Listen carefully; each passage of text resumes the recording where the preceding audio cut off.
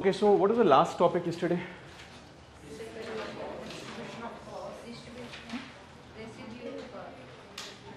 Okay, we have covered separation of powers, right? And now we have covered distribution of powers as well. Article 248, residuary powers.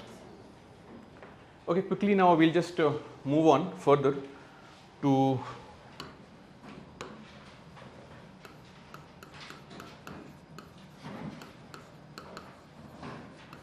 executive.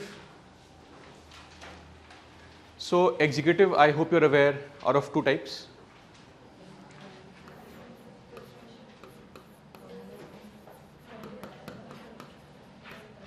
Political executive, yes, headed by the, not audible.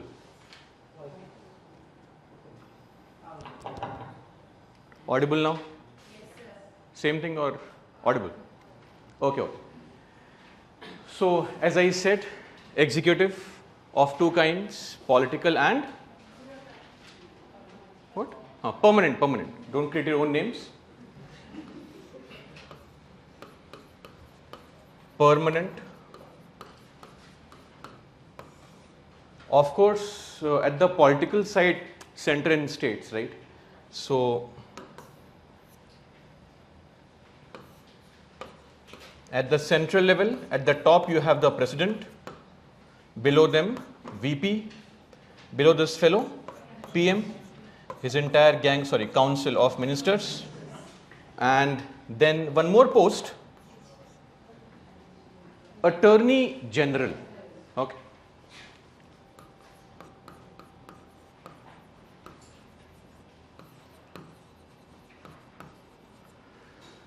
So at the central level, executive. At the state level, similar structure. You have governor. Below them you have the vice governor. Okay, don't be upset, no problem. Chief minister, and then the council of ministers, and then the same AG, but here A stands for Advocate General.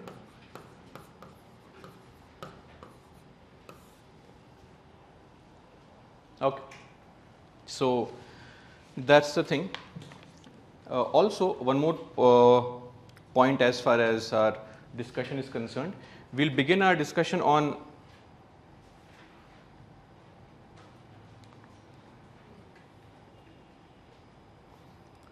this political executive only, but later on. Now coming to people like you, permanent executive, no, not right now, in future, if at all you clear the exam, just a bit of caveat. So we are referring to civil servants, where you have 4 categories of civil servants.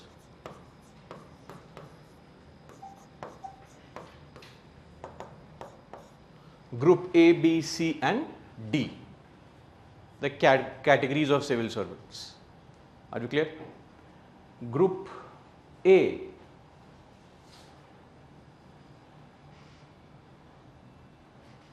and B, they are managerial. Group C, supervisory, and Group D is meant for routine functions. Group D refers to your Safai Karmacharis, peons, messengers, daftari. Those are Group D officials. So actually we don't use the word officers for these two categories. They are officials, they are officers. Difference. Group C, clerks. Actually the correct pronunciation for clerk is clerk, but let's call it clerk only. So clerks, assistants, or LDCs, UDCs, you have these very honest SSC exam, Staff Selection Commission, very fair, transparent exam. Through that you have 2 posts, UDC and LDC, upper division clerk, lower division clerk, Group C. Then you have Group B. Now Group B has two categories, all this under governance. Group B has two categories, one is called gazetted officer, the other is non-gazetted officer. Okay. And then you have Group A finally, UPSC, you clear the exam, become a Group A civil servant. Is it done? Should you proceed? Just a small point to help you understand. We might be using it in a passing reference somewhere. When it comes to the IAS officer, okay, IAS officers can be posted at the central level. You can also be posted at the state level. Clear? Now, at the central level, the hierarchy of IAS goes like this: SAJDU, secretary. Then we have the additional secretary. You have below them joint secretary. I mean, this is the position from where you actually become a part of policy making. So the real show of strength when it comes to deciding policies happens when you become a joint secretary. Now there is also a post of director which is in between joint and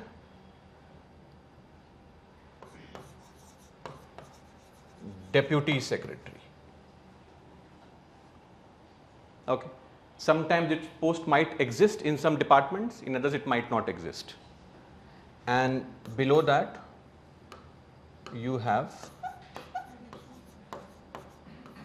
under secretary. Okay. So this is the entire hierarchy of posts. You also have assistant secretary below this, but this is the hierarchy of civil servants at the center. Okay. And the senior most IAS officer is called cabinet secretary. Senior most IAS in the country. Secretaries are the senior most IAS in a ministry. Okay. Every ministry has departments, departments have secretaries. This cabinet secretary is the head of a body called Civil Service Board.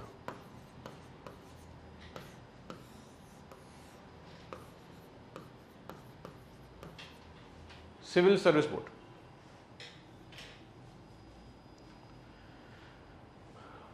Or rather, Civil Services Board. This Civil Services Board is the one which actually takes care of your postings and transfers. Though, just to clarify, they only make recommendations. Ultimate power to post and transfer lies with the PM and the CM at the state level. But just to make sure that the civil servants are free from political control, we have made this body at the central level and the state level, Civil Services Board. Okay. Government has not made this on its own. A Supreme Court judgment of 2013 called TSR Subramaniam case forced the government into setting up a Civil Service Board. Clear? Now, in the states, the IAS can be either posted in the district for field posting or can be posted in the ministries. Both postings are possible. So,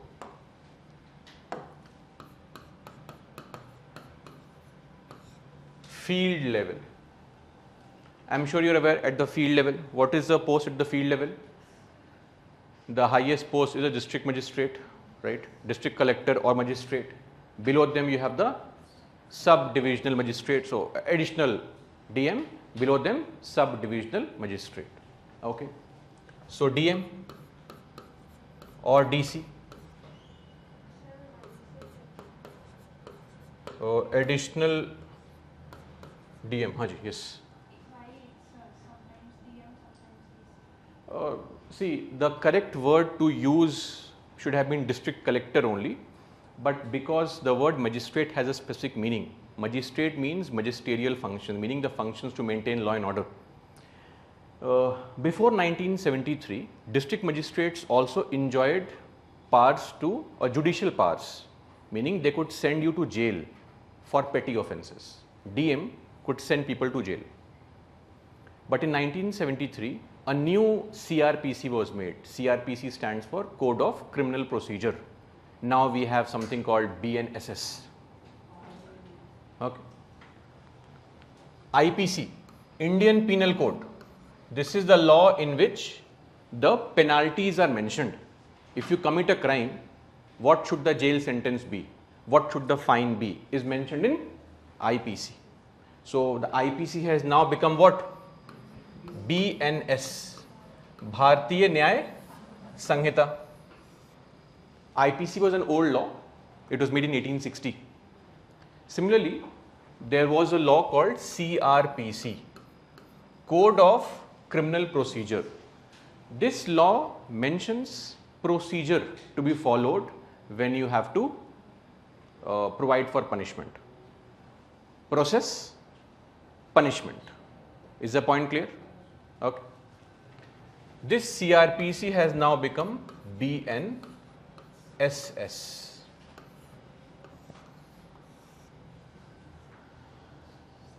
So in the old CRPC, we had this power, but in 1973, a new CRPC was made. In that, a separate category of judicial officers were appointed, which you know, I am sure you are aware, Chief Judicial Magistrate. Judicial Magistrate. Now they are the ones who are authorized to give penalties for smaller cases or punishment for smaller cases, hence the word magistrate. We have still continued to use it. Now DMs don't have this power.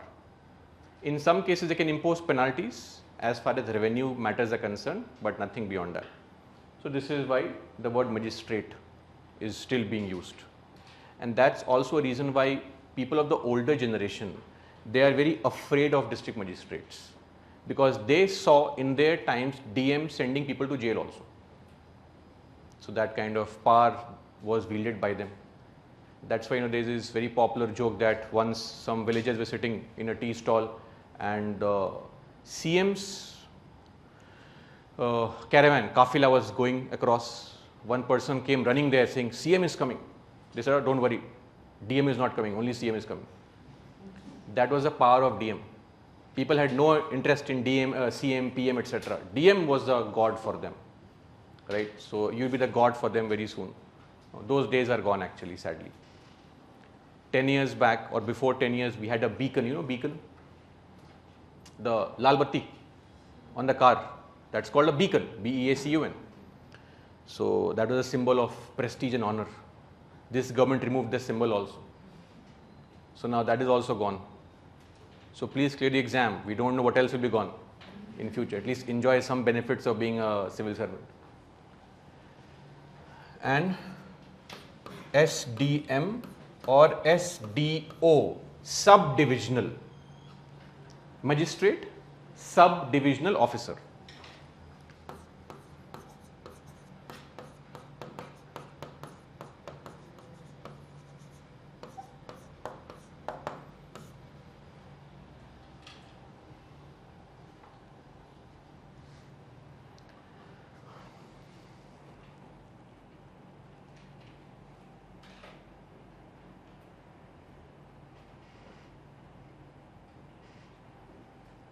Done?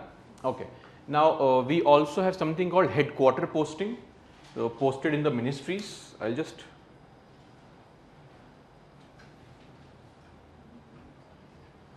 erase this.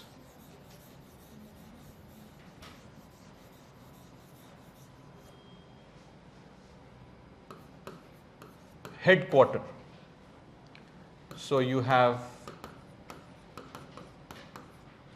principal secretary,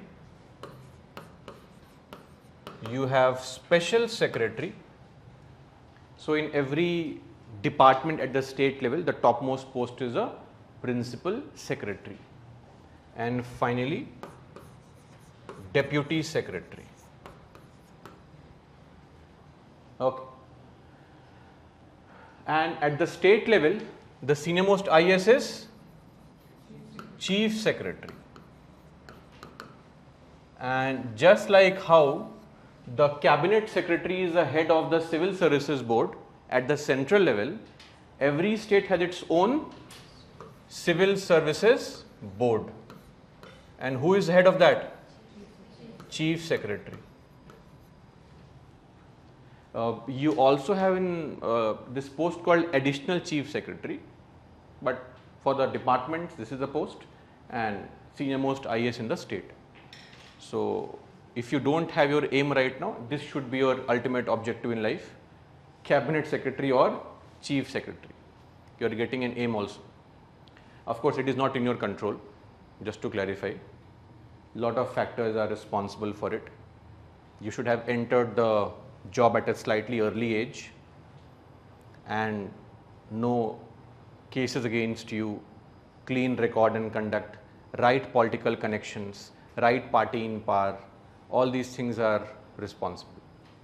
But anyway, you can still become secretary. Almost every IAS ends up being a secretary. If not this, then this. It's a natural course of progression. Without putting in any effort, you can reach here. Bit of human effort, and this is almost a given. Okay. But for all that, effort is required right now. That's the real problem. Should we proceed now? Okay, done. Next is our legislature.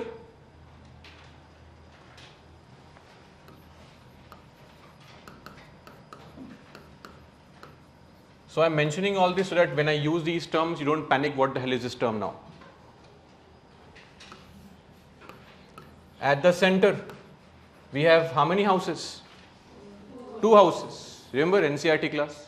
Long time ago. Okay. So the first house is called House of People, which is also called Lok Sabha, and second house is called Council of States. Again, don't create your own names. Rajya Sabha. You can use any of them interchangeably, though the constitution only uses these terms, but in 1954 we also started using these 2 terms, so you can freely use these in your answers also. That is why we say we have what kind of legislature? Bicameral legislature. Bicameral meaning 2 houses. That is why bicameral.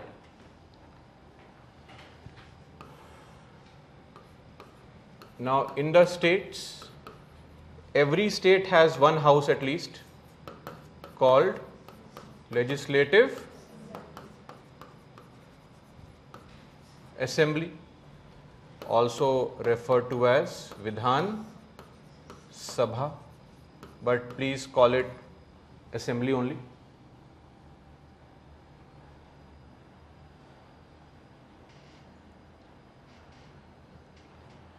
And one more house which is called Legislative Council or Vidhan Parishad.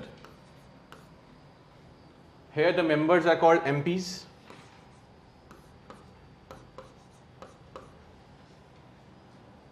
The members here are MLAs and here MLCs. With assembly is in all the states, whereas council is in 6 states only. That's it. Please tell me names of all 6 states.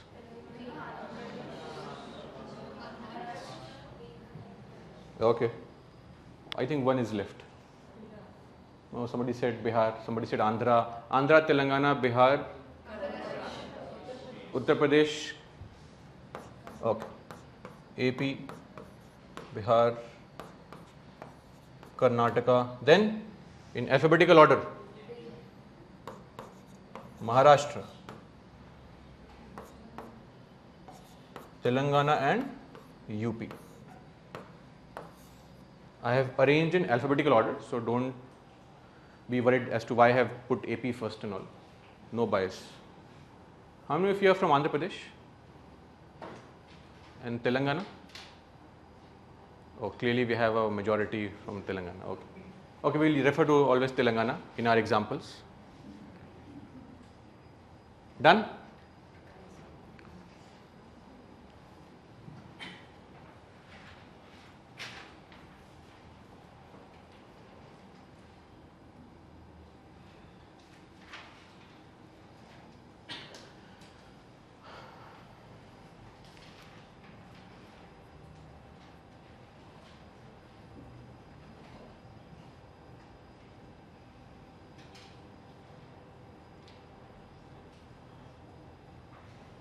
We had mentioned all this in the NCERT classes also, but again, short-term memory problem. So, should we proceed now? All done? Okay. Next is, and the last is judiciary. So, in India, we have a very unique system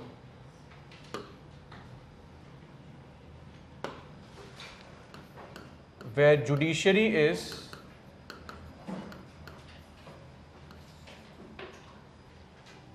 independent and integrated,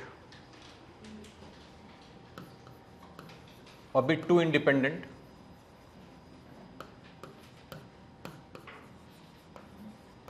What is meant by integrated? Independent you understand, I am sure.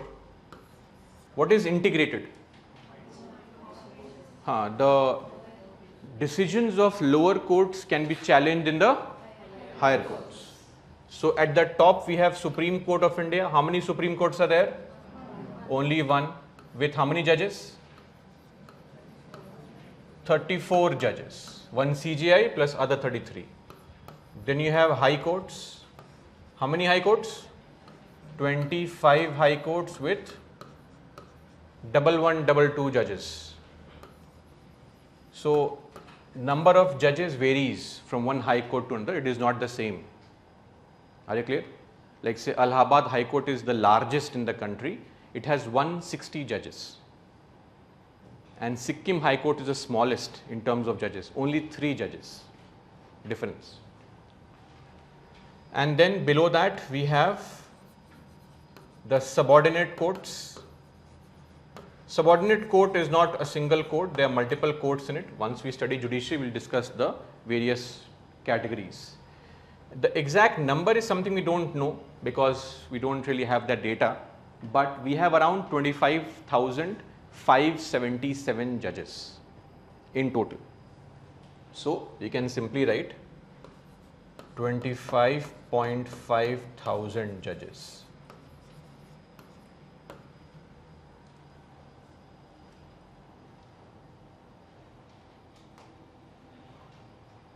So integrated means decisions of these courts are appealed here, these courts are appealed here. That is the meaning of integrated judiciary. Are you clear?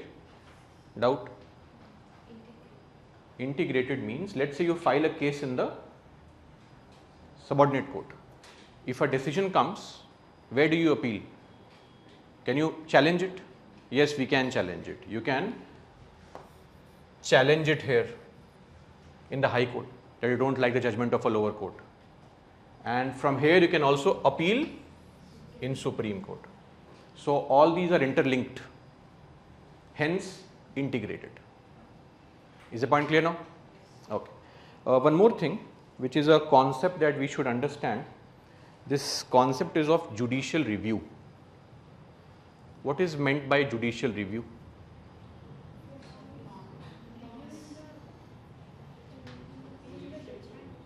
Sorry? Somebody is saying something. Yes, madam. Tell me.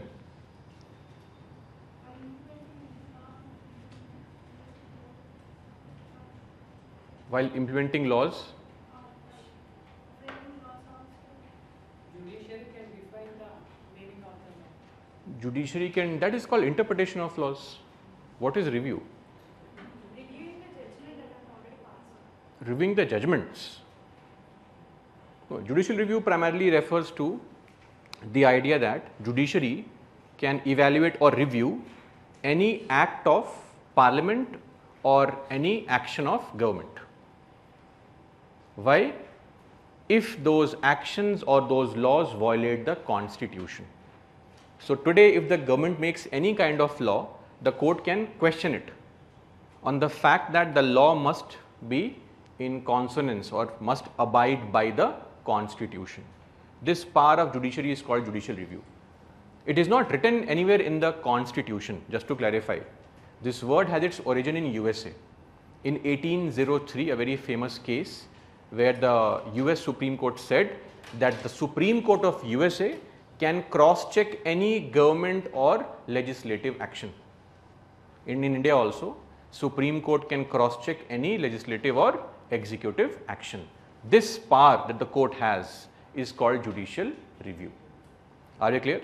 So, just below this, write this phrase now, judicial review.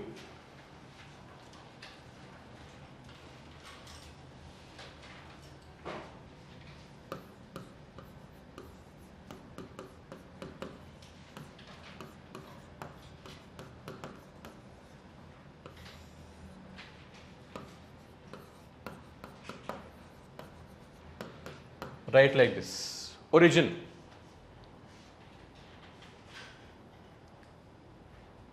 Origin, USA.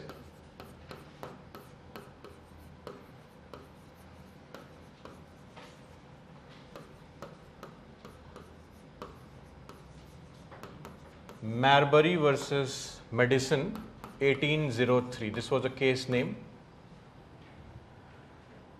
You can use this to impress people randomly. I know useless stuff like this. So, origin is in US. Now, right below that, power of courts, power of courts to assess whether, ASSESS, to assess whether legislative or executive actions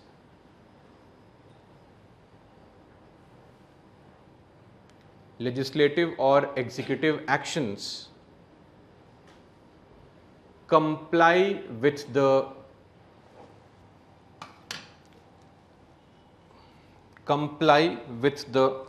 Constitution.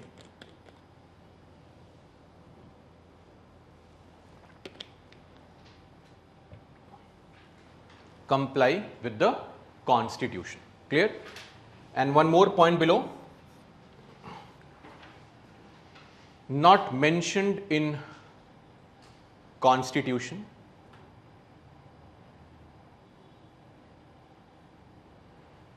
not mentioned in Constitution, but is a part of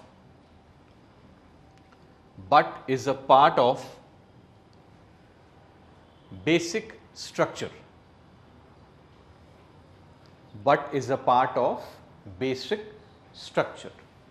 So, court has said that judicial review is a part of basic structure. You can't take this point away. So, there was a case called Minerva Mills,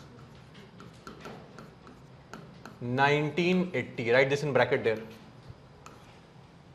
MINERVA, Minerva Mills, 1980. In this judgment, the court said that judicial review is a part of basic structure. Now, I have specifically mentioned this line that this is not mentioned in the Constitution. Why? Because in the last 5-6 years, we have seen UPSC asking this type of question, that as per the Constitution. This means we have to know what is mentioned in the Constitution and what is not. So, this is something you have to know. Where is it mentioned? Not required, but you have to know whether something is actually written in the Constitution or is just a law. Are you clear? Okay. That's about it. It ends our discussion on all the basic information. We can now move on to our discussion. So, how will we proceed with respect to our entire course? Normally, if you were attending a different kind of polity lecture, I mean from a different faculty, and by different I mean anybody else, you would have started by discussing about the preamble and then part 1, part 2, part 3 as per the Lakshmikant or the Constitution. but that's not what we'll do here. We'll do things slightly differently, easy for us to follow. We'll firstly cover union executive, then we'll cover the union legislature. Once this is done, we'll cover the states, both executive and legislature. Once this is done, meaning our executive and L, two organs are covered, one small point, local self-government. This will be covered. And beyond that, we'll cover judiciary. Under judiciary, we'll cover the same Supreme Court, High Court, subordinate courts, then issues of judiciary, collegium system, independence of judiciary, PILs, activism, all that. This will be the first part of our journey, where we have covered L, E and J. 70-80% task is done actually, right? Then the second part is all the miscellaneous provisions. We'll start with elections, where we'll discuss about the ECI, RPA 50, 51, electoral issues like compulsory voting. Should we have compulsory voting or not? Or simultaneous elections, all kind of electoral issues, including EVM, VVPAT, what is EVM and is it really fair or not, these kind of issues, model code of conduct. Once this is done, we'll come back to the very first part of our constitution. Then part 1,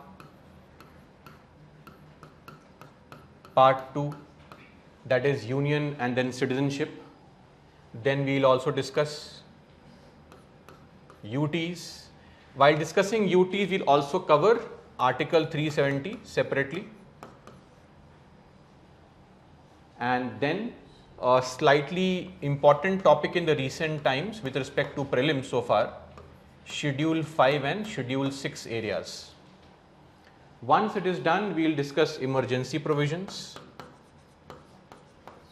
And after this, we will cover center-state relations. So in this phase, the most important topics are elections and center-state services, center-state relations with respect to mains exam.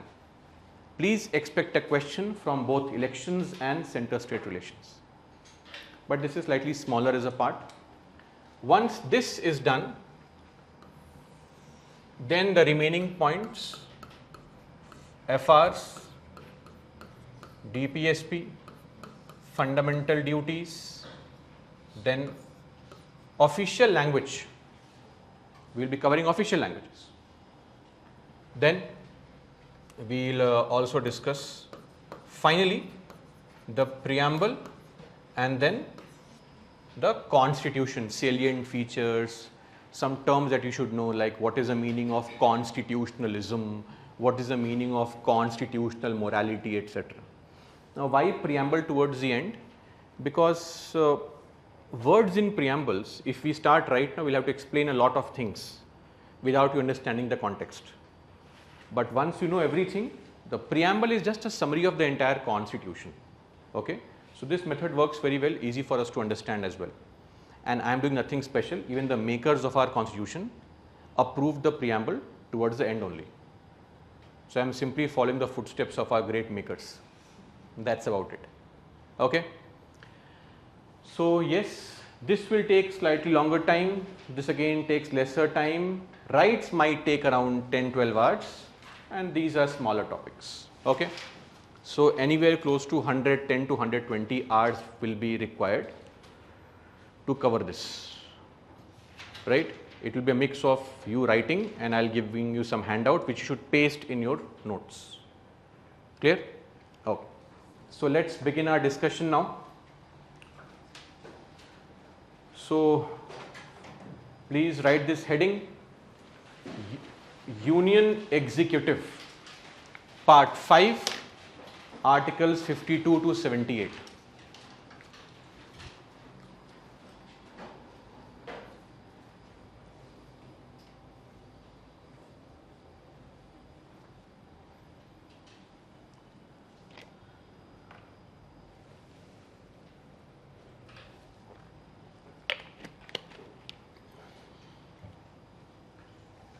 Union executive. Part, how many parts are there in the constitution? 25. Okay. So the fifth part deals with union, but right now we are just referring to executive. So 52 to 78, these are the articles. Done? Before we move on to discussing the articles, a small point to be covered. So let's say you go to a family function, right? And you and your father and your grandfather have gone to visit to the family function. Now there are 3 chairs to sit. All 3 will sit, no problem. But if there are 2 chairs to sit, then who will sit? Grandfather and father. If you have some shame, no problem. But if there is only 1 chair, then grandfather. Even though it might be possible that in your family the actual decisions are being taken by your father. That could be true. But still, as a mark of respect and seniority, grandfather is the senior most person, right? In a similar fashion, in our country also, for official ceremonies, there is a list of hierarchy of positions, of a list of all the important dignitaries arranged in a hierarchy from top to bottom. It is not a list of power. Of course, PM is the most powerful, but still, as a mark of respect, we have this thing called order of precedence. Write the next heading, please. Order of precedence. And you can take out your sheet now. That sheet that is there, order of precedence.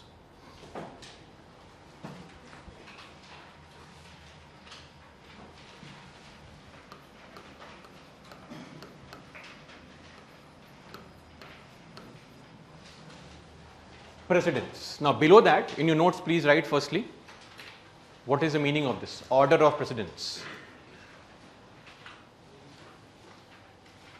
Write the first point. Ceremonial protocol list.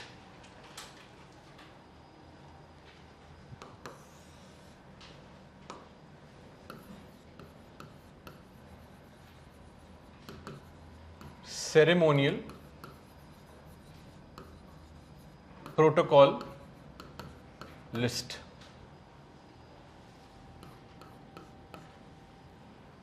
Okay. Second point, maintained by MHA.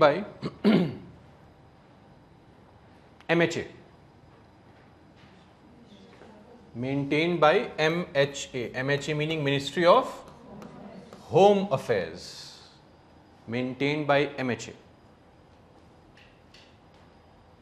And give a dash. Established by President.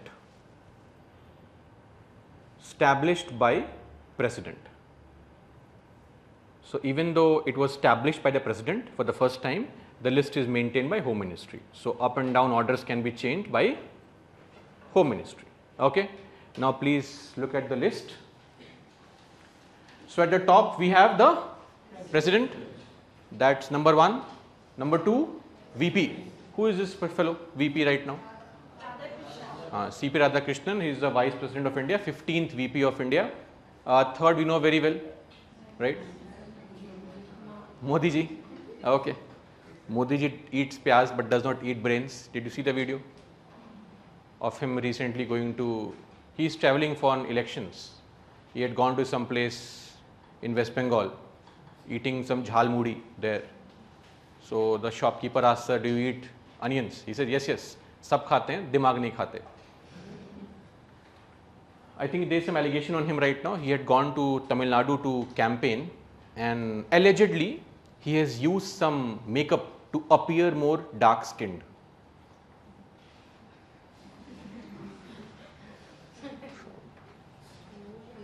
But anyway, you know very well, Modi ji has an association with every part of the country. Wherever he goes, he has this line that I am associated with this place. He had gone to Assam to campaign. He said that, you know, when I was in Gujarat selling tea, I used to sell tea from Assam only. That's the association. Anyway, next we have the governors. S. Abdul Nazir, Governor of Andhra Pradesh. S.P. Shukla, Governor of Telangana. No? Your state only, your state only. Who is this fellow? R.N. Ravi. He was earlier the governor of Tamil Nadu. Now he's been shifted to West Bengal. So the point is order number 4, governors within their states. Number 5, former presidents. Dr. Kalam, the 11th president of India. Then if you have any deputy prime minister in the country, right now there is no deputy prime minister, but if you have any, like say in 1999 we had deputy PM L.K. Advani, okay, and multiple times we have had some deputy prime ministers. If any, then that fellow is number 6. So in your order, 5A becomes 6 automatically, okay, and then 2 people have the same rank.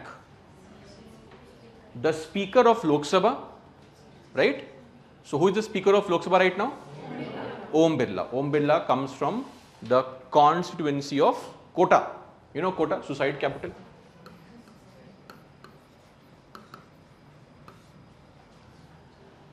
Place where kids are sent to fulfill their parents' dreams. So Kota, he is a speaker from in Lok Sabha, and at the same rank we have the Chief Justice of India. So who is the current Chief Justice of India? Justice Surya Kant is the current Chief Justice of India. Justice Surya Kant, when he was the judge in the Supreme Court, his judgments were not very, should I say, appealing for the ruling party, the right wing. But as soon as he became the CJI, most of his judgments have been highly nationalistic in nature, which is a very unique surprise, considering that Supreme Court is normally highly woke. But nevertheless, so top 7, and then you can see the list. Photo still here only. Then list is with you. Okay. What is the next in post? Cabinet ministers, CM within their states, etc. Can you spot IAS officer? Any IAS officer in the list? Rank 14. I mean, it is 11th in number, but overall rank is 14. Cabinet secretary. Can you see that? Yes. So if you become cabinet secretary, you will be finally 14th in the order of precedence. Okay. But even better, you resign, become a cabinet minister, improved rank. Or lot of IAS officers do become governors. Directly rank 4. Governors in their states, 4th rank. Okay. This order, now don't mug it up, it's okay, you can stick it in your notes, just refer to it. Around 20 years back, UPSC was obsessed with this topic. Every year one question, and then they stopped. We don't know what happened to them, they stopped. So from those good old days, there is one question for you to solve. Let's see, without referring to your list, please. No cheating. Let's see your short-term memory. Online people can also respond. Answering is free of cost, no charges at all.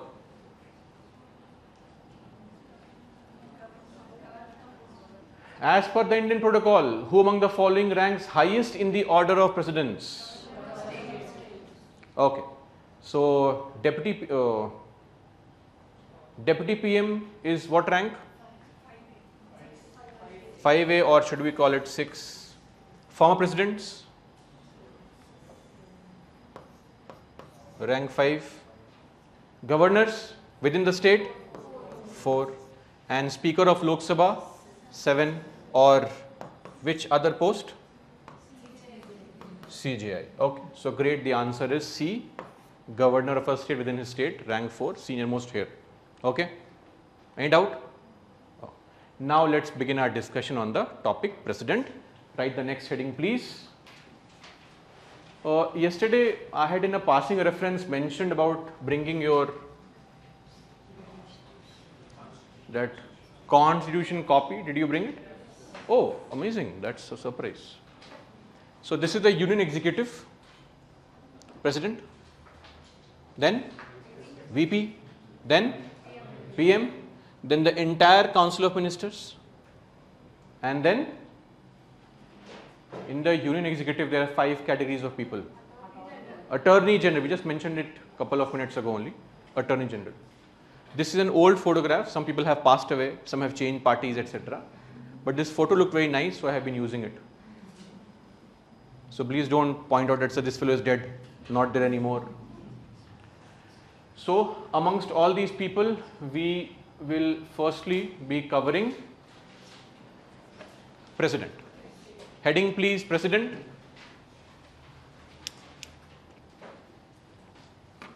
Take out a Bare Acts. How many of you don't have the Bare Acts? Raise your hand. Not in the market, or what is our concern? Costly. Not available. Sold out. Oh, no time. Okay. Others, those who have it, please take out your Bare Acts. Refer to Article 52, please.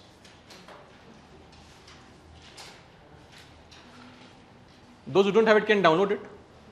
Data available. You can use a mobile only for this. Don't start doom scrolling and all.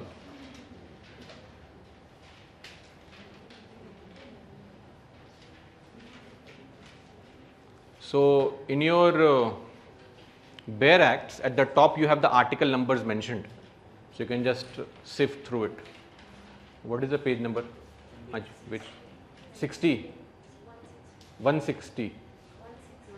16, okay, 116. In some edition 16. In yours, what is the page number, madam?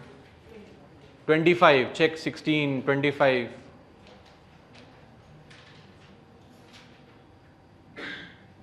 All there? Article 52. For those who have neither the PDF nor the book, no problem. You are losing nothing in life, don't worry. This is what is mentioned there. The President of India. There shall be a President. Please underline this in your Bare Acts first. There shall be a President of India. So you will always find this word shall used. What is the meaning of shall? Shall makes things mandatory. This means it is not an option. There is no thinking about it. Should we have it or not? Karthik sir, will that info be available in the book from? I have no idea. But please purchase or download the PDF, no problem. It might or might not be, I am not really sure about it. Clear? Write this in your notes now. Article 52. So should we have a president? Can we not have him? That's not possible. There has to be the President of India. Write the first point. There shall be a President of India.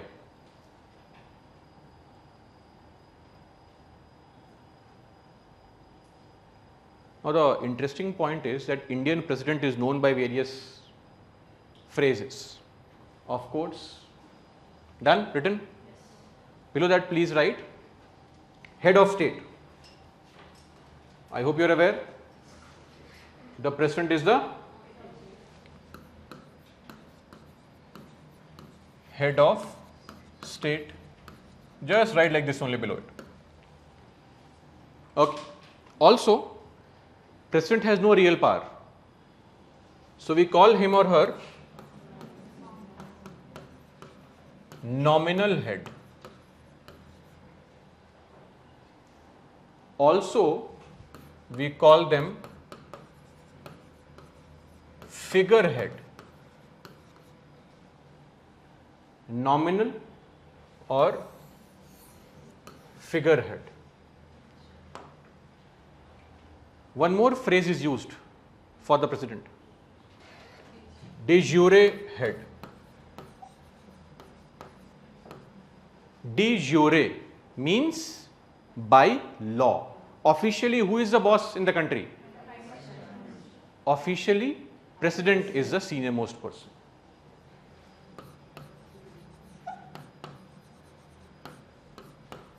In reality, who is the boss? Prime Minister. All these terms are used for our president. Are you clear? And because the PM has no real powers, now why am I saying this? We'll discuss it hopefully tomorrow. But the PM has no real, the president has no real powers, and that is why sometimes some people also call them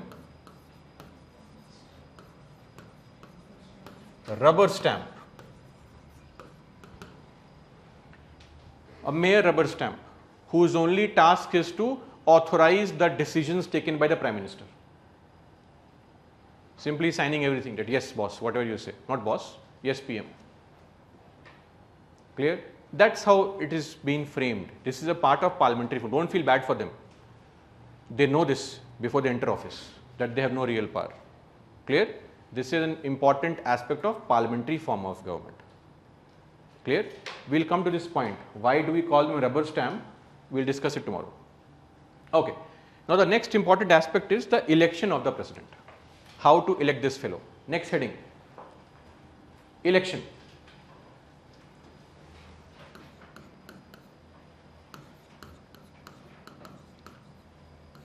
Now one point to remember is that in our country head of state is elected. Yes? What does it make our country then? Very good. Republic. Always remember, in any country when the head of state is elected, that country is a republic. Write this on the side please. Margin is meant for this only. If you have drawn the margin, then. If not, no problem. Your life, your rules. What is the exact opposite of republic? Monarchy, where the head of state is a hereditary post. Any country? Britain, UK. UK is a monarchy, where the head of state is a hereditary post. King, crown, queen, whatever. Okay. Election of president is governed under the constitution. Also, president and VP Election Act of 1952 and president and VP election rules of 1974. Okay.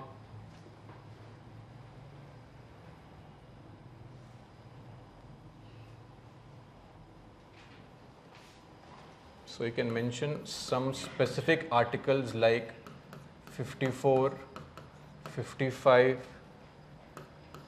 58, 62 and 71. Under these provisions, we govern the conduct of elections of the Indian president.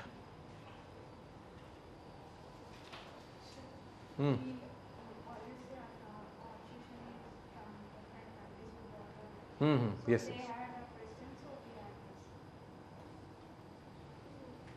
No, not really. We had a parliamentary form of government which we have borrowed from UK.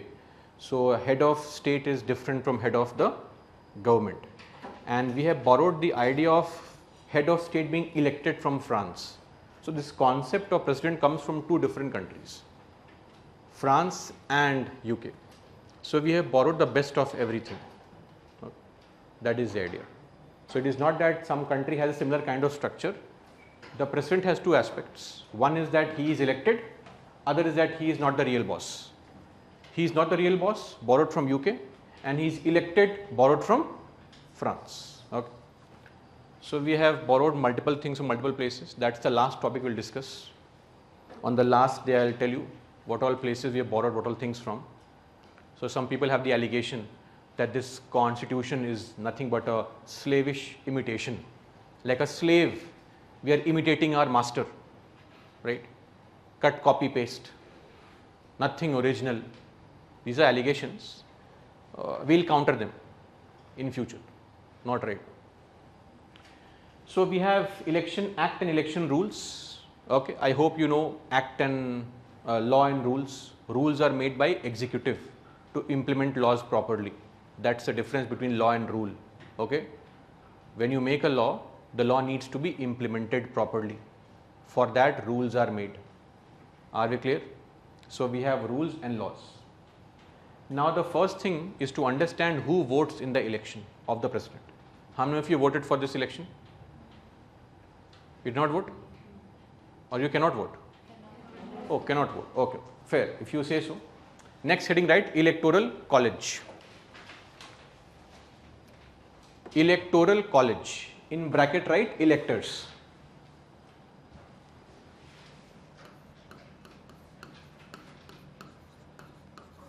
Electoral college.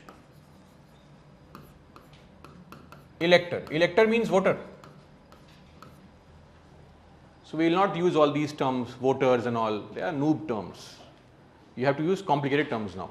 Electors. And this is mentioned under article 54. Article is important. Okay. So what you can do whenever you write any article in your notes, in the class or better go home and just mark with a highlighter so that it can be easily seen when you are revising. If at all you ever revise, you think of revising, then you can just spot those articles. Okay. So who are the electors? Who vote? These people. These people vote in the election. Very simple. Okay. MP, MLA, MP, MLA, MP. So these people vote in the elections. The only point to understand is all elected MPs, all elected MLAs of states. Please refer to Bare Acts. Article 54, please. Come to Bare Act now.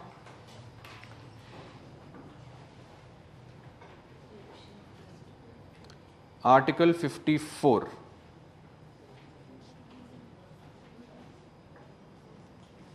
Are we all there? Yes, okay. Election of president. Please tick mark the article first. And now, the president shall be elected by the members of electoral college consisting of, underline, elected members of both houses of parliament. Underline that. And number B, elected members of legislative assemblies of states. Underline that also. And look at the explanation below. In this article, state includes what? The NCT of Delhi and UT of Pondicherry. Is the point clear? Write this in your notes now.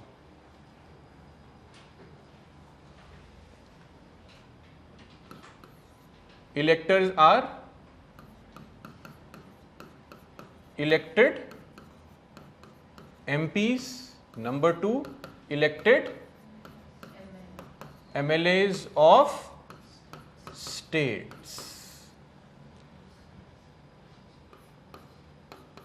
Write like this, includes UTs of Puducherry and NCTD. NCTD means National Capital Territory of Delhi. That's the correct name for the UT of Delhi.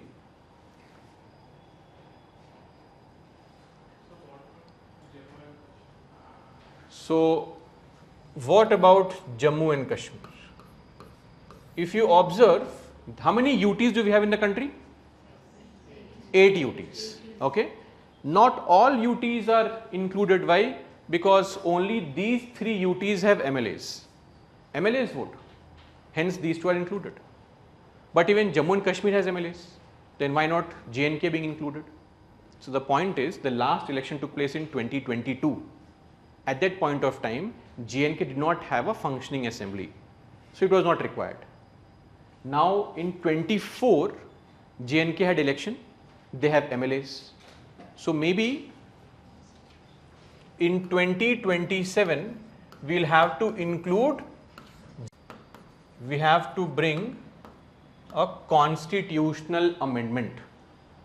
We will have to amend Article 54, the explanation part, and we will have to add there that in this article and in Article 55, state includes NCT of Delhi, UT of Pondicherry and UT of Jammu and Kashmir. Is the point clear? So, in case you want to add J&K, you will have to amend the constitution in future, which will be done, of course. Is the point clear so far? So, who all vote? all elected and all elected MLAs. Clear? Should we proceed? Then who cannot vote? So I think you are also aware of this point, that there are some MPs who are nominated, they are in Rajya Sabha. So like this MP, he is a former Chief Justice of India, Justice Gogoi. He is a nominated MP of Rajya Sabha, not allowed to vote. Okay. PT Usha, again a nominated MP of Rajya Sabha, not allowed to vote. Now he is allowed to vote. Earlier Nitish Kumar, he was the CM of Bihar, and he was an MLC, Member of Legislative Council. So he was not allowed to vote, because only MLAs are allowed to vote. MLCs are not allowed to vote, because only some states have MLCs. If you allow them to vote, there will be a disproportion in some states, uselessly. But now he has become an MP in the Rajya Sabha and an elected MP. So now he is allowed to vote. Earlier he was not allowed to vote. Is the point clear? Everyone? Next heading below that, please write. Legislators who cannot vote. That's the heading. Legislators who cannot vote.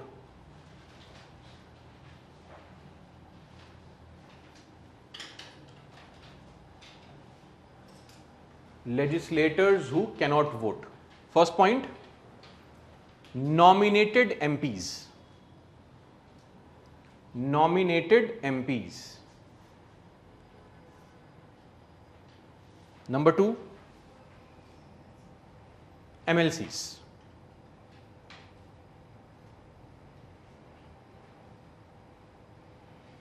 MLCs. Done? Okay. So now we know the electoral college, comprising of elected MPs, elected MLAs of states, and states will also include 2 UTs of Delhi and Puducherry. Clear? Okay. Now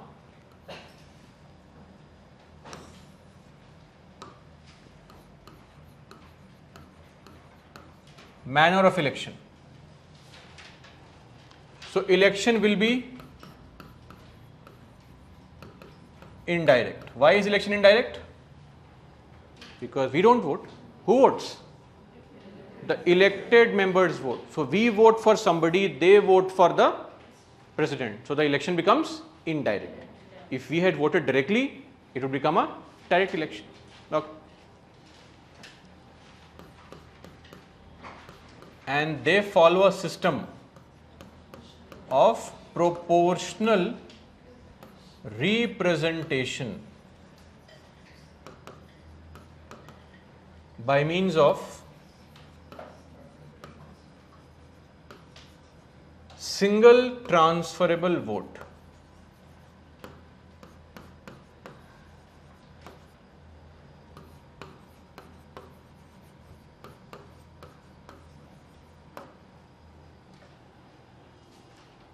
I'll explain what this means. Just for now, underline this phrase, proportional representation.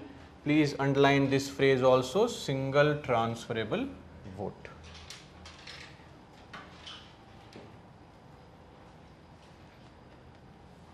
Done?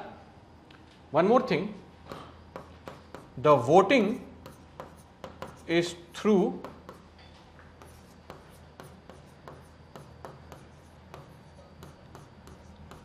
secret ballot. What is meant by secret ballot? Nobody will get to know who you are voting for. Okay? So that's secret. Ballot means there is no EVM. Are you clear? For the election of president, we still use the ballot paper and voting slip.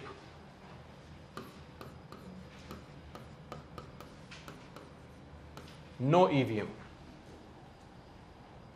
Okay? This also means that there is no nota. What is nota? None of the above. So those who have voted in the election would know that the last button the 16th button has a cross sign on it, that is a nota button, none of the above. When you reject everybody, that means you have pressed the nota button. All are useless fellows. Here you can't do this. There is no option of nota. Okay.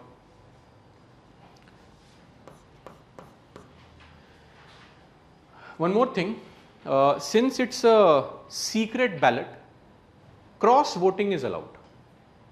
Okay. Let's say your party is supporting some person, that let's vote to make this fellow the winner. You can vote for the party's person also. So cross voting is allowed.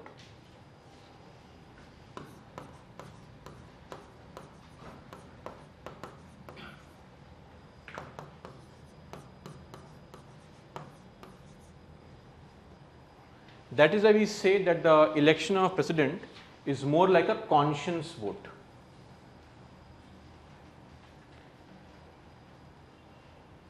So there is a concept called whip. You know what is a whip? No idea? So this will come as a surprise to you. The MPs, when they vote on bills in the parliament, they don't vote freely. The party tells them where to vote. It's all decided. Like a robot, you go inside and press the button as instructed by your party. If you don't vote in accordance with your party's instruction, you can be disqualified also. Okay, that's called whip. But here there is no whip. You are allowed to vote freely. Sorry, come again. Yes. Secret ballot. Huh. Sorry, in? Supporting as it is secret ballot, how can we know the person which has voted? For example, in the case of Rajya Sabha, also we have the similar kind of voting by slips and all.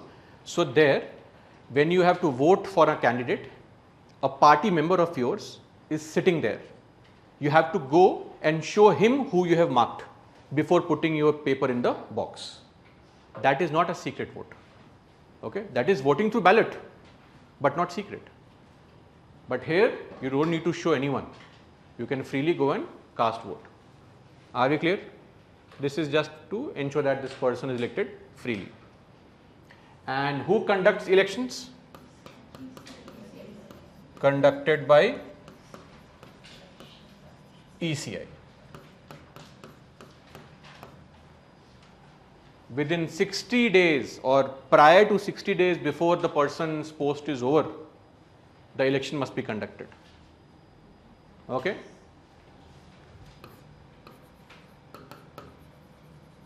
Within 60 days prior to end of tenure. For example, the current president's tenure will end, say, in July 2027. Say 22nd of July, Draupadi Murmu's tenure is ending. So in the previous 60 days, election for the new president must be conducted. Are you clear?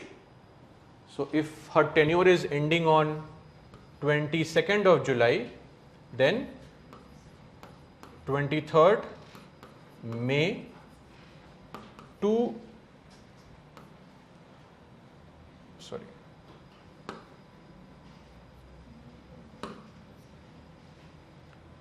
yes, 23rd May to 21st of July, you have to conduct the election between this date or these two dates. Is the point clear? So not 2 years before or not on the last day, tomorrow tenure is going to end. This is not you filling the form, waiting for last day. This is the process. Okay. Please also mention the points that you wrote.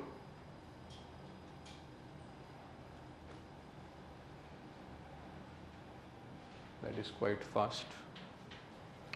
Okay, you wrote 2 points. The proportional representation and voting is secret ballot.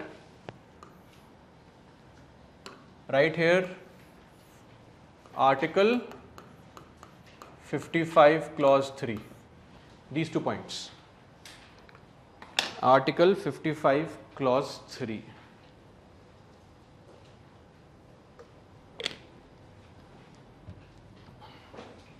Okay, where acts please, Article 55.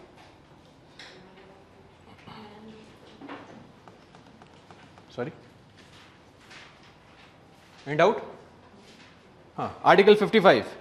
Come to directly clause 3. Forget A, B and C and all. Election of president shall be held in accordance with the system of proportional representation by means of single transferable vote. Underline please. System of, just underline that phrase only. System of proportional representation by means of single transferable vote.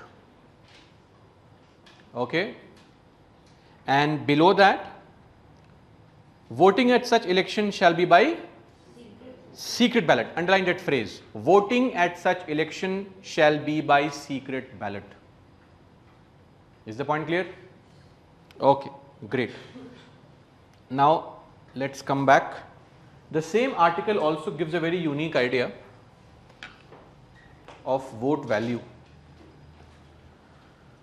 What the hell is this vote value?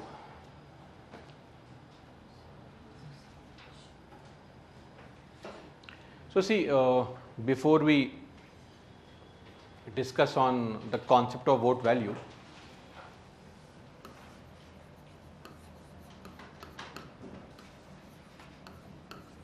please pay attention to this point. Firstly, when you go for your own Lok Sabha elections, one person, you press the button. How many votes are registered for that fellow? One. Ambani presses the button. Adani. In general election, what is the funda?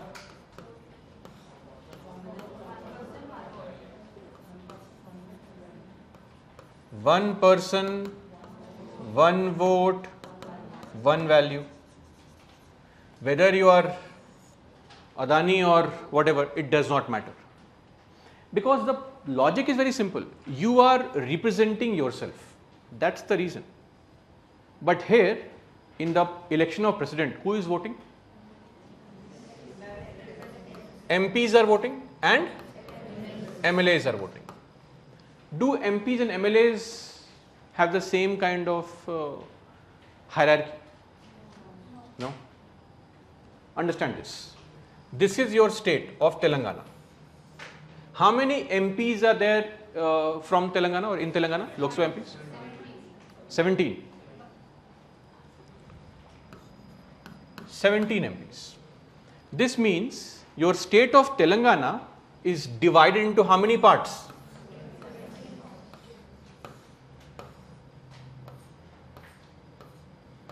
17 parts, right? From each part, the people here have voted and chosen what? One MP. This means this MP represents this entire population.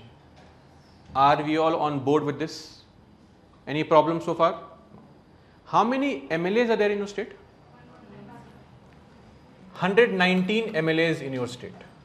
This means that your entire state is now divided into how many parts? 119 different small parts, right?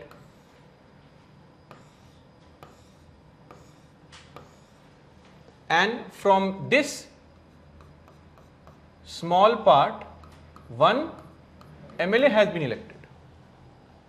Now this MP represents this entire area.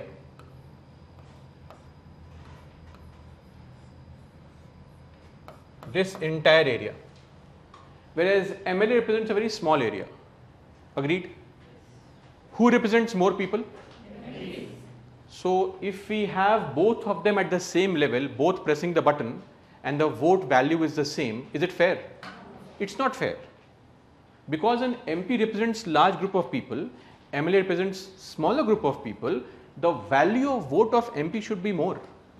When the MP votes for you, it should have more importance. Is the point clear? That's how the concept of vote value has come to us. Clear? Just write this small heading and right below that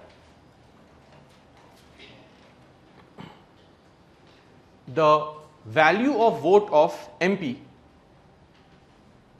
the value of vote of MP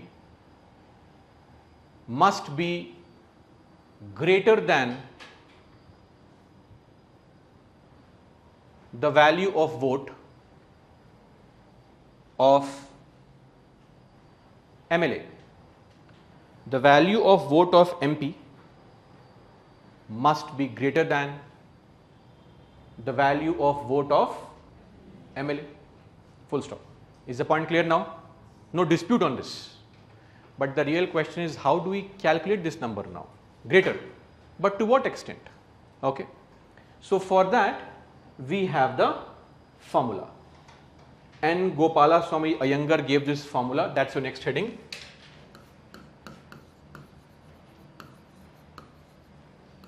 Formula.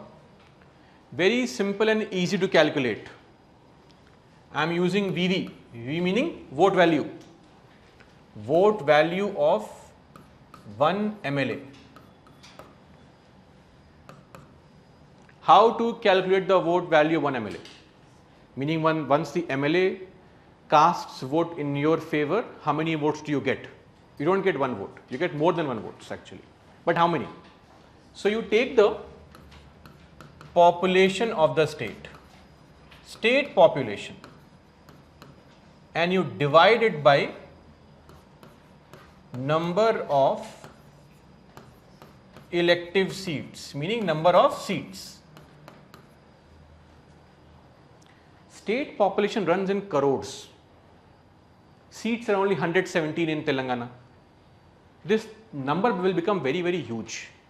So to simplify the number, keep it short, small, we will divide this by 1000. So now this becomes a smaller number, easier to manage. That's the only reason. Are you clear? This is the formula. But this formula has a small problem. The problem is the state population. I mean, when you divide the state population by the number of elected seats in the state, population of the state when? 1950, 2011, yesterday, which population? That's a confusion. Latest census, right? That's a slightly logical thing to say, but that's not true actually. The state population is 1971 census.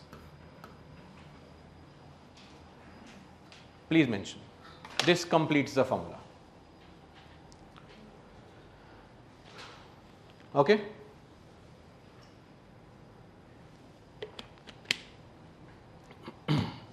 Why 1971 census? Quite logical. But we'll come to that. Let's firstly look at some example. Example of your state only. So take out the vote value sheet now. You have the vote value sheet. This all of you must have it, sadly. So let's put this in the formula. We are now trying to find out the vote value of one MLA of Telangana. Let's find Telangana. More people, majority, democracy. So state population of Telangana, what is mentioned there?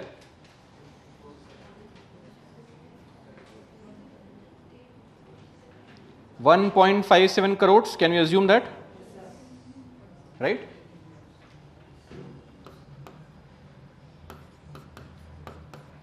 You can write the full number, no problem. How many elective seats are there in Telangana? 117. How many MLAs in your state? 117. Sorry, 119. My bad. 119. 119. One small point to add here is what? Into 1 by 1000. Go home, solve this to your heart's content. What answer will you get? What is mentioned there? 132. This means when the MLA of Telangana casts vote in somebody's favor that I want this fellow to become the president, how many votes did that person get? 132. Is the point clear? Now, this formula heavily depends on population. Yes or no? In the same vote value sheet, please come towards the end, UP. Look at UP's vote value. How much is that?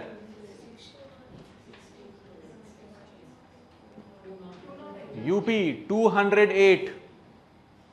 The vote value of an MLA of UP is 208. Look at Sikkim. Find out Sikkim. 7. How many MLAs are there in Sikkim in total? 32. So look at the situation for Sikkim, this innocent state. All the 32 MLAs, if they collectively vote for one person, their vote value is same as one MLA of UP. Yes or no? What is easy to convince? 32 people or one person? One person. So you see very well that the formula depends heavily on population. So larger population, more control over the election of president. Yes. So in 1976, the Indira Gandhi government, it said that, see, what has happened so far is that the southern states are taking steps to keep a check on population, telling their people not to have more kids, etc. Family planning norms are being incorporated. Northern states are not taking such steps. The population of northern states is increasing drastically, and this is putting the southern states at a disadvantage. Clear? So they said that any change of seats, etc. formula will be frozen for next 25 years.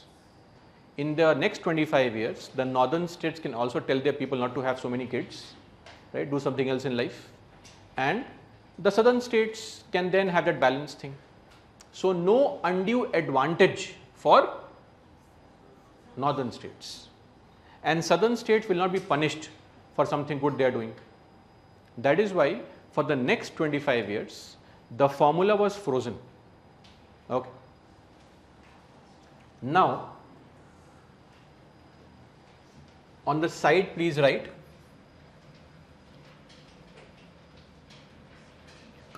use of 1971 census. Why is the census used?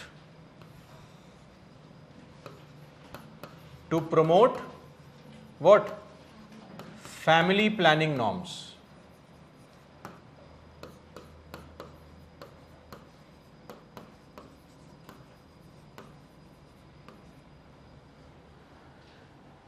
To promote family planning norms.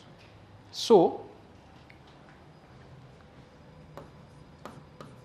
42nd Amendment Act 1976 was passed, and with this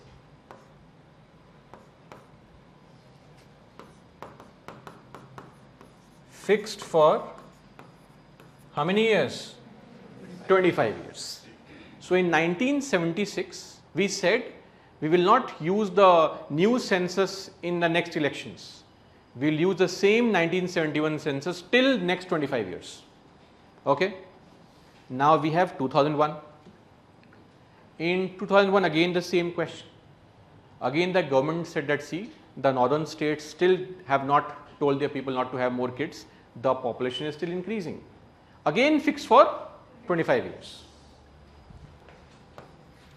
Again 84th Amendment Act was passed, and it was fixed for 25 years.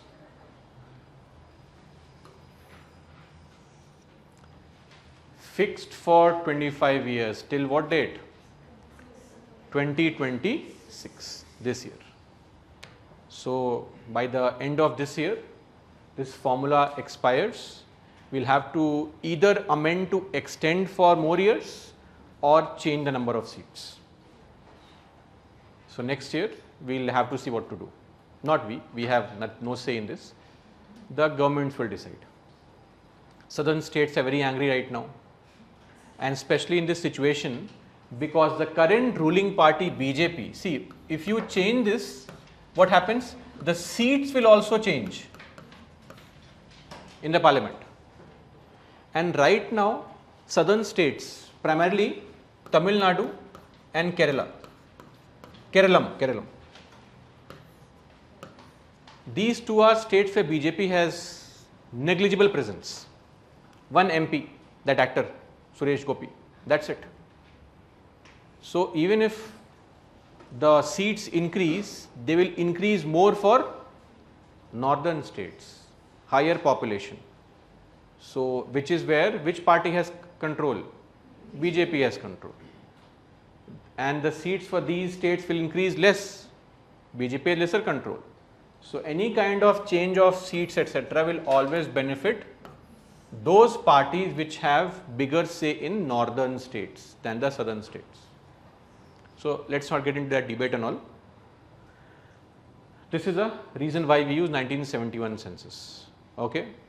Now there are a lot of other concerns also. Northern states are saying that, see, southern states now rely completely on the labor etc. of northern states. They have been using the northern states labor, cheap labor and developing, whereas northern states have to only bear the welfare cost of all these people. So the southern states have grown at the expense of northern states and all. Those are political debates. It is of no concern to us. Let's not get into all those debates and all. We need to know the factual information. Are you clear? This is how you find the vote value of one MLA of your state. Andhra people, what is the vote value of your MLA? Please check. 159. Okay. Once you have found out the vote value of, one more thing, if some innocent fellow has this in mind that in 1971 there was no Telangana only, sir. How are you using that population? Fair question. So what we have done is all the 10 districts which were given to Telangana, what was their population in 1971? We use that. Is the point clear? Okay. So now, how many, who all are voters in the election? MLA and MP. MLA vote value is done. Now how to calculate the vote value of one MP?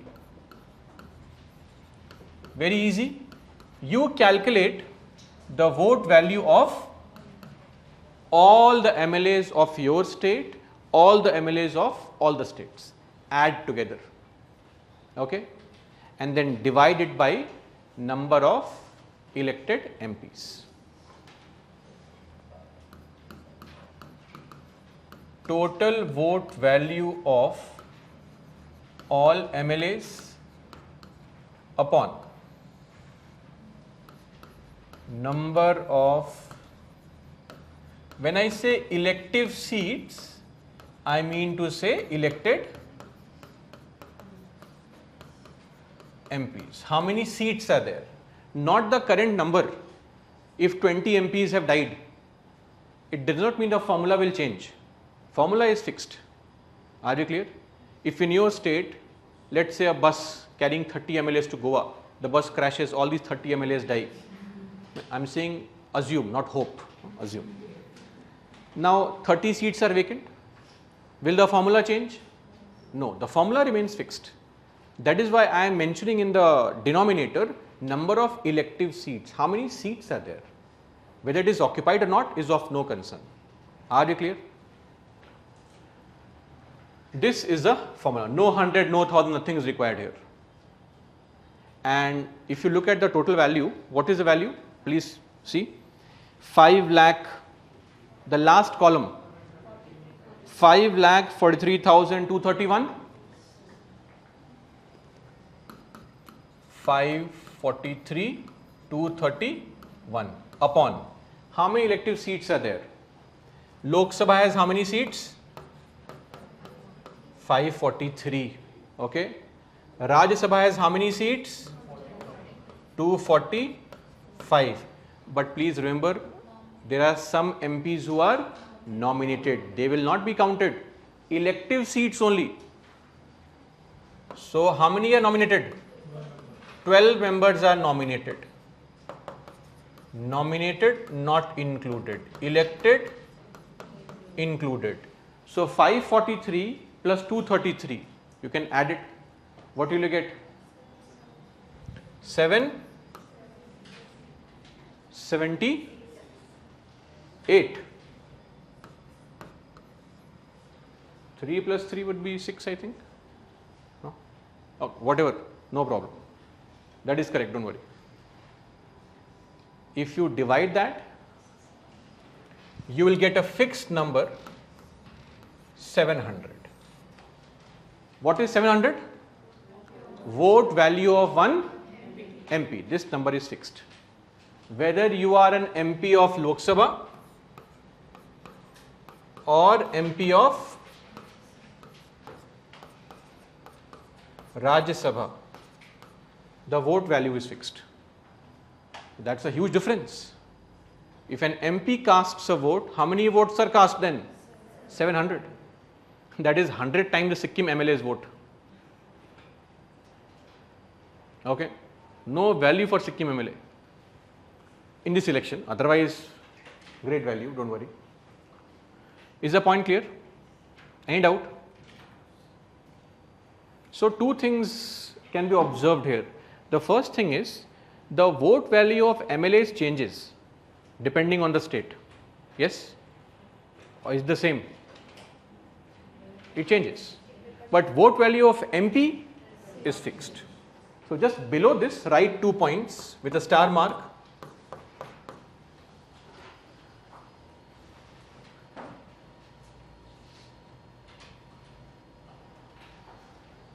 Vote value of MLAs,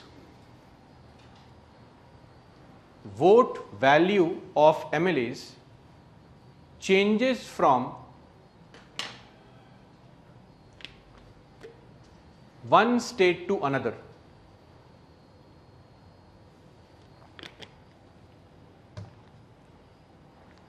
Done? Second point. Vote value of MPs.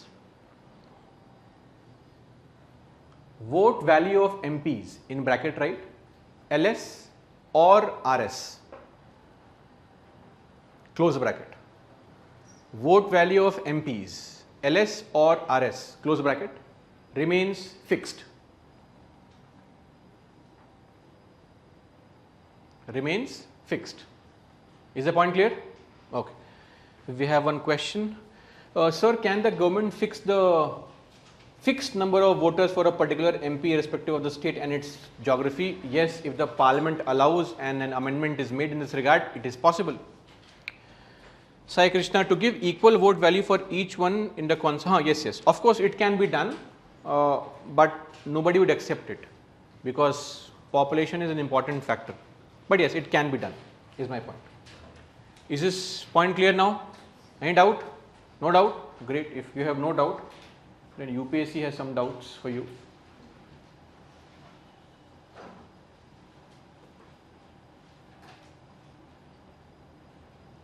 Let's start with the easiest question, please.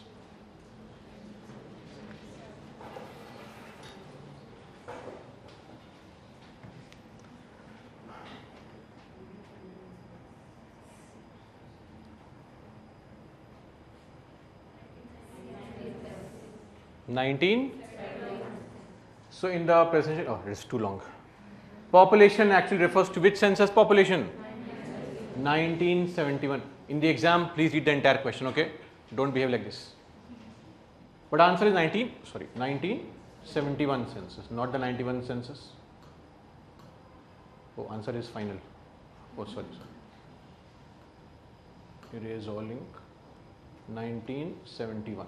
Clear? Okay, let's increase the level a bit.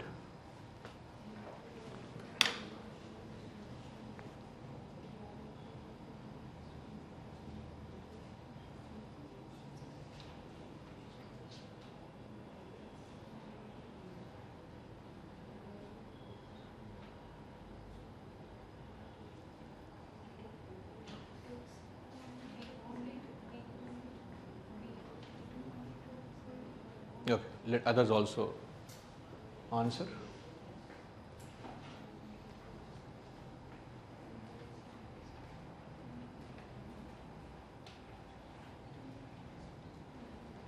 All done now? What's the answer? Only 2. So, in the Electoral College for Presidential Election in India, the value of vote of an elected member of assembly equals state population upon number of elected MLAs, correct? Into 1000 or 100? Okay, 1000. So, 1 is wrong. If 1 is wrong, please eliminate these 2. Elimination technique. On YouTube, they will make video of this. Learn techniques in 5 minutes. This is the technique. Okay. But when you eliminate something, you keep on doing this in the answer also at the same time. Second one. So it's either 2 or 3. The value of vote of an elected MP equals total value of votes of all elected MLAs upon number of elected MPs. Seems to be a correct formula. No problem here. So 2 is correct, making B the right answer. So only 2 is correct. Let's read 3. There were more than 5,000 members in the latest election, meaning how many voters were there? So how many voters are there? So number of elected MLAs, number of elected MPs. Please add them. 4033 MLAs, you can see the figure there in your sheet towards the end. Number of assembly seats elective is the MLAs, voters, maximum 4033. How many MPs will vote? 776, less than 5,000. At that point of time, JNK was also there. You can add 114 seats of JNK also, still less than 5,000. Is the point clear? But since this fact is difficult to remember, it is not required also. You can simply eliminate it. But if you want to know, this is the situation. Is the point clear? So you need not know all the points in the question. Elimination can work. Okay. 2018 question. Yes, online people, please answer. What happened? Chat GPT was down yesterday. Is it up now? Okay, relax. Calm down. A, 1 only. Okay. The value of vote of each MLA varies from state to state, correct? Yes. Okay, if you say so. The value of vote of MPs of Lok Sabha is more than the value of vote of MP of Rajya Sabha. No. Both are same. How much is that? 700. This is wrong. 1 only. So these are the kind of questions being asked in the exam. And then comes the year 2023. Okay. And then a question is asked. Your vote value sheet, put it inside, reverse it. No cheating, please.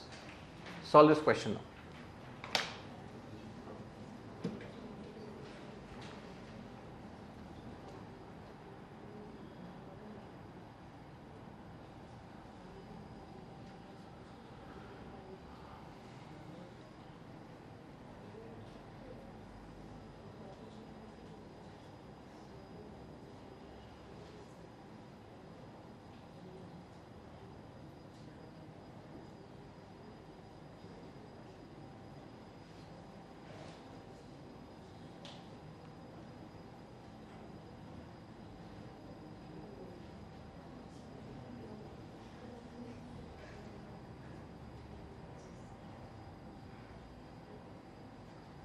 What happened now? Only 2. B. Okay. Some have locked their answer B. Others? C.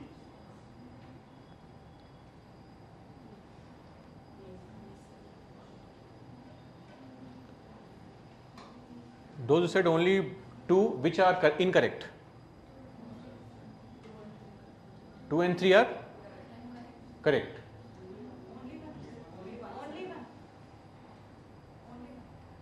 No, answer has been locked. You said 2. It's done. Paper is gone now. Others at the back. Okay, let's solve it one by one. The members nominated to either House of Parliament or the assemblies of states are also eligible to be included in the electoral college. Yes or no? This is incorrect. nominated members are not a part of electoral college. So one is wrong. This means all 4 is not the right answer. Anybody D? No. Okay, great. Okay, we have finally an online answer. B. Okay, let's see. Higher the number of elective assembly seats, higher is the value of vote of each MLA. Higher the elective assembly seats. The formula is what? Population upon seats. That's the formula. If this will increase, then this value will decrease, yes or no? If denominator increases, the fraction's value decreases. So this is actually wrong. No? Or right? Wrong. 1 by 2, 1 by 3. Which is a bigger number? 1 by 2. So if the elective seats is higher, the vote value becomes lower actually. Yes? Okay. So only 3, not possible. Now if you arrive at this situation in your answer, now forget this question for a moment, that you have eliminated 2 options and only 2 are left. In all such cases, always mark the answer. Even if you have no clue about the remaining 2 options, it does not matter. Okay? Always mark the answer. Because if you do this for 10 questions, you will always end up on the positive side. Okay? This is basic probability. Your maths teacher will teach you how this works. Okay? But there is one important condition. The ones eliminated should not be the right answer. That's a very important condition. Are you clear? And this is what is going to happen in your exam. You might not be able to accurately attempt more than 30-35 questions in most cases. Remaining are through this informed guesswork only. It's not complete guess actually, it's informed guess. You know almost a lot of it and then you take a guess. Clear? Okay, let's see now. Forget 3 for a moment, let's come to 4. The value of vote of each MLA, because one of them has to be correct. Either one or both are correct. So value of vote of each MLA of Puducherry is higher than that of Arunachal because they give a reason also. The ratio of population to the number of seats in Puducherry is greater as compared to Arunachal. That makes sense actually. If this ratio is greater, then the vote value is higher. That's the logic they have given, which seems fair. Okay. The value of vote of each MLA of MP is greater than that of Kerala. Yes or no? Yes? Check.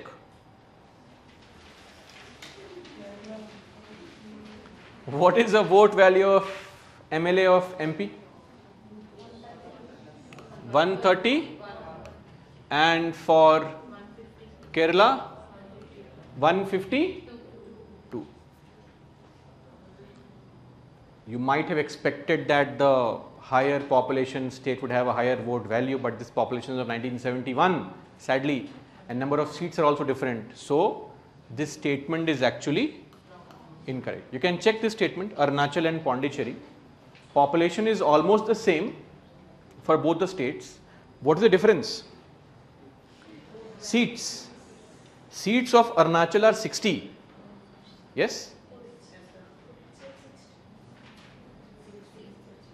Puducherry is 60. The number of seats for Arunachal are 60. And for Puducherry it's 30.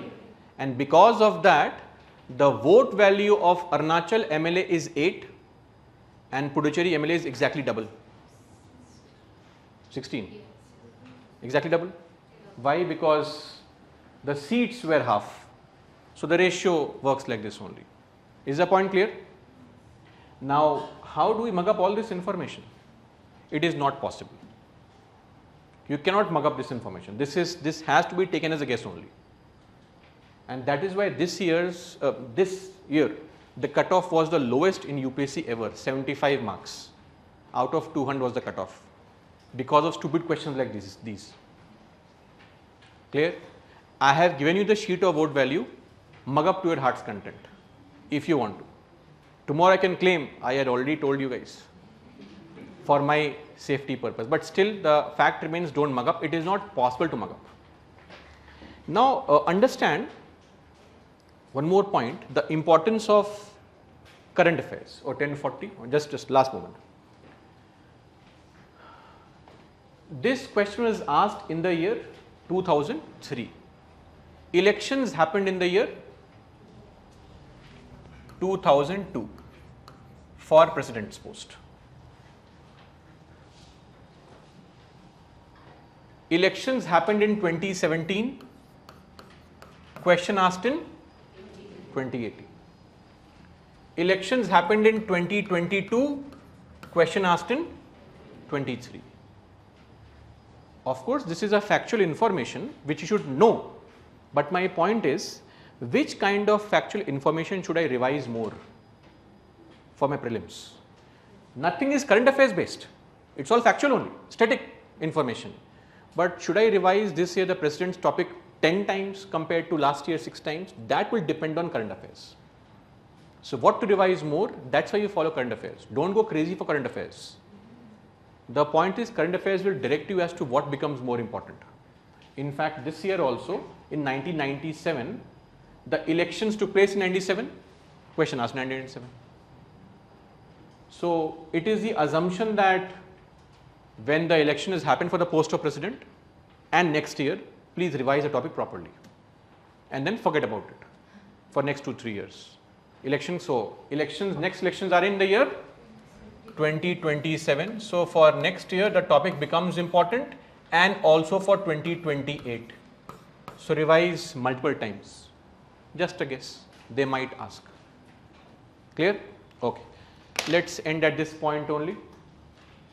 Tomorrow we will continue our discussion. I will explain firstly the system of proportional representation, single transferable vote, other qualifications, conditions, etc. And then if time allows us, we will move on to discussing the powers and functions of the president.